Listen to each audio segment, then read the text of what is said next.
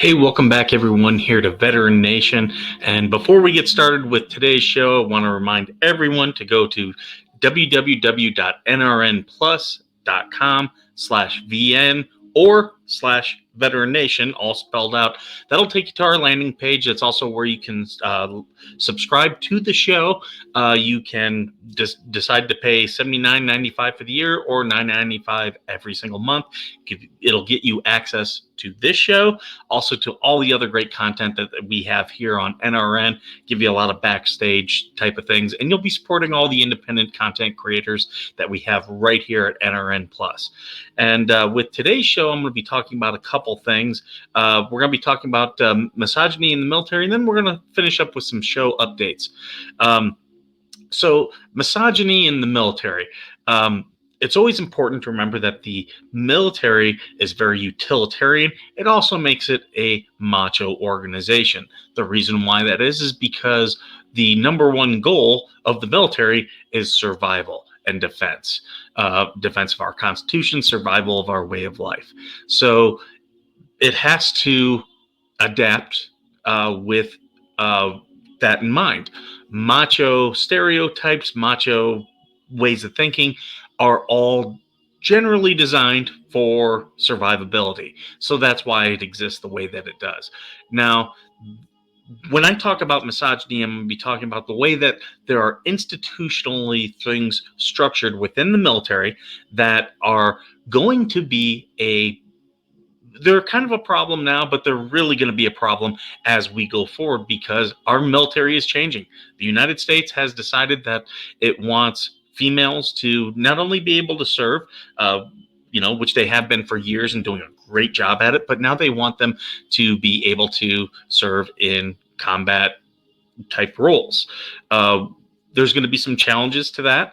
I'm not necessarily scared of it, never really have been, because I've always said people will rise and fall to the standards that you set. And as long as the military sets high standards, then the people coming in will rise up to meet them.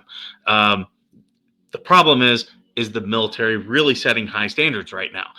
There's a lot of issues. In fact, the military has laxed a lot of things because the men even weren't meeting up to the standards. And really what I think the military should do, rather than lower the standards, is just say, you know what, this is things that, you either have to be put in a separate type of MOS or job, or now you can only do these, these type of things, and you're now limited, that type of stuff, or your time is done. Please, here's the door. Have a good one. Thank you for serving. So that's what's been happening. But there's been some issues with females for decades, ever since we started integrating the forces. One thing that is very common, that if you talk to female enlisted members, they'll absolutely acknowledge this is going on. It's essentially a tax or a fee, whatever you want to call it, on our female service members. Females have a lot different types of grooming standards, and the military keeps very strict grooming standards for lots of various reasons. On Navy, it's because you're on ships and people in close quarters, so you have to keep a certain level of cleanliness. If not, everybody's going to get sick. Everybody's sick, readiness goes down, all that type of thing. For non-Navy, it's we have to like, men can't have beards because it's going to interfere with getting a good seal around that gas mask. That's why we have the standards that we do, is because it's all designed for survivability in a combat environment.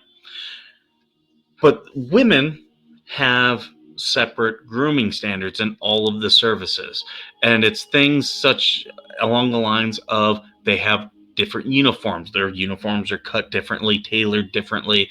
There's certain things that women are allowed to wear that men are not. And what that ends up happening is, now you have women with more uniform items that they have to keep and maintain. They'll have trousers and also a skirt.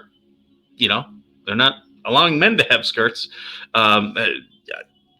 unless if you identify as trans, but then you're trans. You're not identifying as a male type of thing.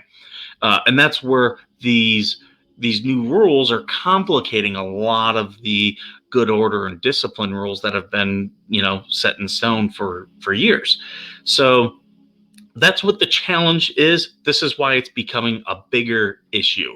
And women, they have this tax. They have to keep and maintain more uniform items. And if you're enlisted, you actually get a uniform.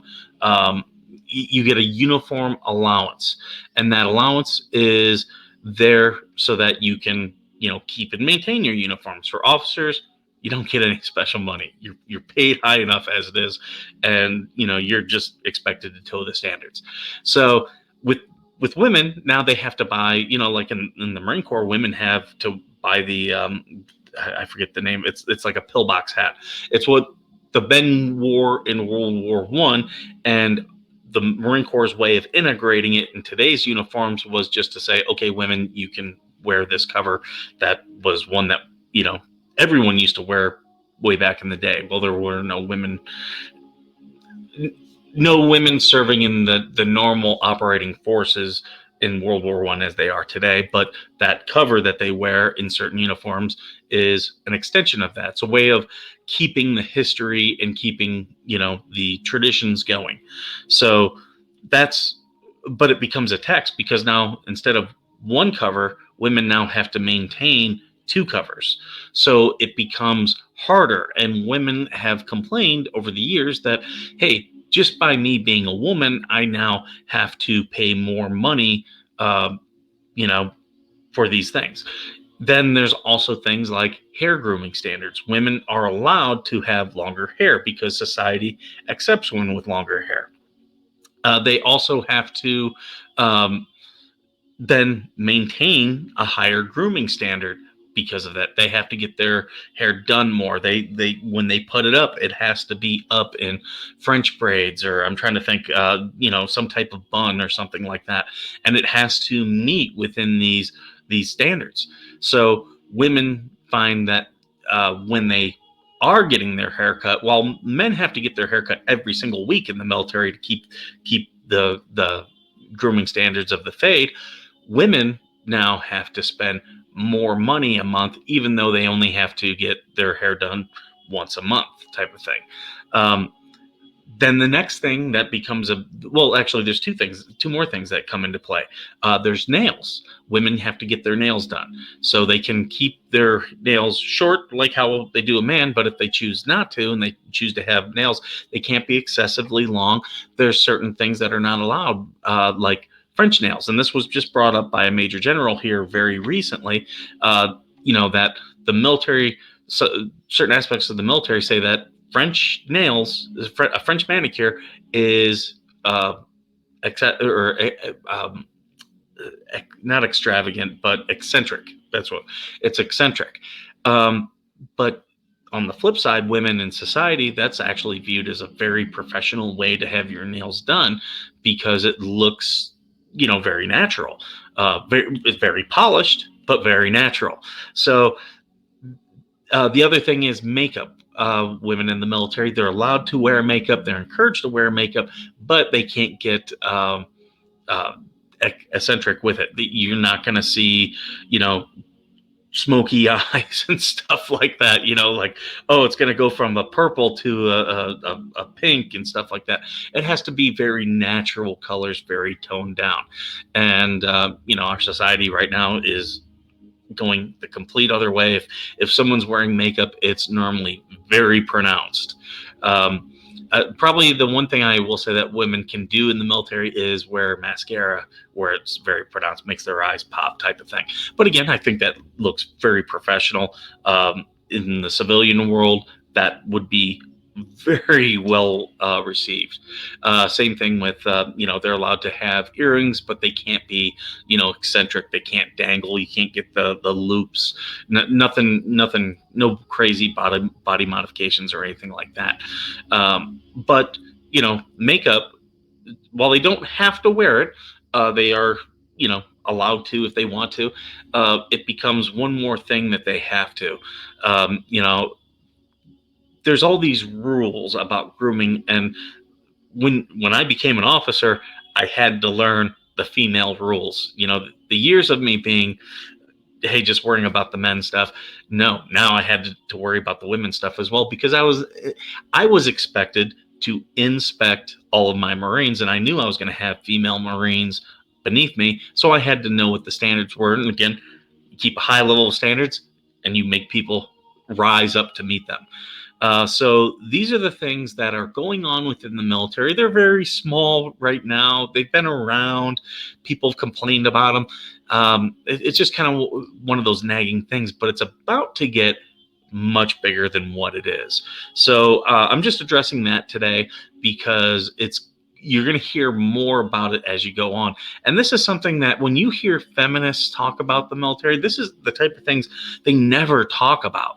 They never talk about these things. They'll talk about the big stuff. They'll talk about women in combat roles. They'll talk about sexual assault and sexual harassment. But this is one of those misogynistic things that kind of sticks out. And I think the military is going to have to address it, either by increasing the uniform allowance for women, or by telling them, look, okay, these extra uniform items, they're optional. You don't have to get them.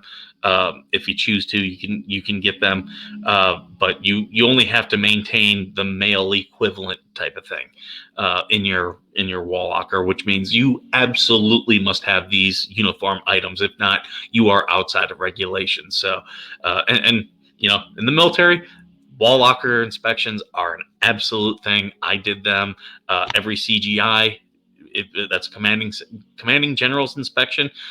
Every time they do one of those, there's going to be some type of wall locker component where they're going to say, okay, I want to see 10% of the Marines. I want to see their wall locker. I want to go through and make sure that all their uniforms are serviceable, that they have everything that's standard issue, those type of things. So this is only going to be a bigger problem as women come more and more into the military. And the other thing is, the fastest growing group of veterans is women, because women are, the military started accepting more and more women. More women got interested in military service, and now they're starting to exit the service in bigger rates than what we've seen before, just because, the population moves. And it'll be really interesting to see when female veterans really start, because we're starting to see it. It's starting to happen. And it's a really cool thing. But we're starting to see the change of now female veterans are starting to lead the way and get more vocal in our service organizations and our nonprofits, everything that most people do after they leave the service. So it's very interesting to see these women take charge. I really hope they start addressing these things, because it happened to them. You always want to leave a place better than where you left it, and that's what we say quite a lot in the military. And I hope these female veterans do that. I have 100% faith that they will. But it's going to be very interesting. I hope they take it in some really good directions. So that's really what I wanted to discuss with misogyny. A lot of veteran organizations are really struggling right now with women coming in, and these are proven military women who have led, Marines, soldiers, sailors.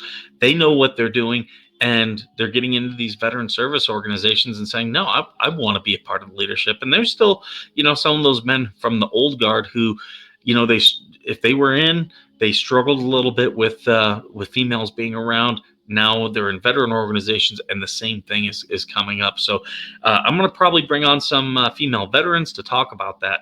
And that leads me into the other thing I want to talk about, changes with the show. So if you watched last week's episode, you know that TC is now joining the show. He's not on this week because we're still talking about how we're going to integrate this. Is it going to be every week, him interviewing somebody? Is it going to be, any of these type of things? So he's got some ideas. I've got some ideas. So it's going to be really cool how we go forward. We might stumble because we don't know. We're figuring this thing out, but there's going to be some changes, and I'm right now. I put the call out. I think we might have somebody, but we got to talk to some people. I really want a female veteran who's on the show regularly. I really want to get that different aspect, because I can tell you how, my experiences in the military, what they led me to, what they lead me to believe about certain things in the news. But, TC, he's coming from the Army. I'm a Marine, so he's got a different viewpoint. He lives in a different part of the country. That's all great. That's exactly what we want. You all have many different voices out there. We want to make sure we're trying to speak to all of you in a cogent manner. So I really am trying to get a female on the show who will bring that as well. So one interview I have coming up is, I'm very excited, the first general that we'll have on our show. He's retired. We will be putting some stuff out there for that show. I think beforehand, but I'm really excited that this is going to be happening. I've been doing talks. It was supposed to be happening for this week's show, but hey, things change. Totally understand that. And whatever we do, we want to make sure it's 100% as good of a product as I can put out. So that's what we're doing. But as always, I want you all to reach out to me on Twitter and Facebook. Twitter, I'm at VetNation NRN. And on Facebook, you can look us up. We're Veteran Nation in Facebook groups. Join our group, join the discussion, post fun stuff there. I really like when people come in there and start posting memes and stuff like that. I try to keep it as fun as I can. So, do that. We also have our Telegram. If you go into the Facebook group, our link to the Telegram is there. You can join our Telegram. So, yeah, we're doing some really cool things. Also, go on and follow TC. He's got his... he's Minnesota Black Robe Regiment is the name of his show that he does outside of this, but support him because he's a good dude. He's doing some really cool things. He's out there fighting for our rights on an everyday basis, and I'm really proud of him for doing that. And that was a big reason I said I want him on the show. So those are the type of things we have going on. I hope you stick around with us, and if you like something, if you don't like something, come in, let us know. I'd love to hear your opinions. I value every opinion, even if it's the trolls. I know some of you love to troll. I like to troll, so whatever. Come in, tell us what you think, and that's what we have for today's show. Thank you very much for joining us, and as always, thank you for being worth serving.